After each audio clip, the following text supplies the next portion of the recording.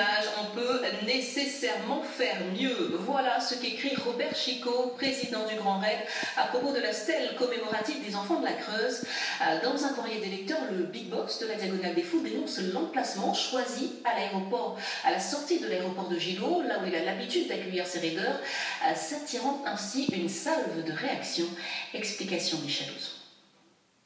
Le 20 novembre, la stèle commémorative était inaugurée par le département et les associations sous les cocotiers de l'aéroport.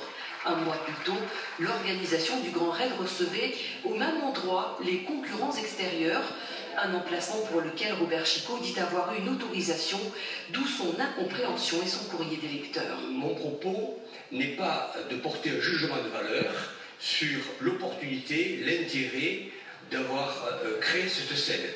En qualité de président du Grand Raid, je dis simplement que le choix n'est pas judicieux. Il aurait pu être tout autre, il aurait pu être mis à un autre endroit, et en plus, on a pris notre place.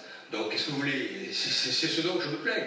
On prend notre place, on ne peut pas rester sans voix. L'emplacement a été choisi par la présidente du Conseil général et puis toute l'équipe, avec le président de l'aéroport. Nous avons demandé un emplacement qui était vers le milieu de l'aéroport en sortant directement des aéroports, mais seulement l'aéroport va bouger. On nous a proposé cet emplacement en disant que ça n'allait plus être bougé, que ça allait être super bien pour nous.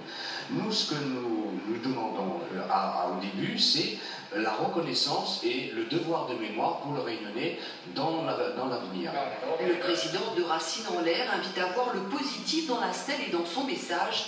Il voudrait surtout éviter que l'on s'engouffre dans la brèche de la polémique. Un reportage de Michel Ouzon et Daniel Fontaine. Dans l'actualité.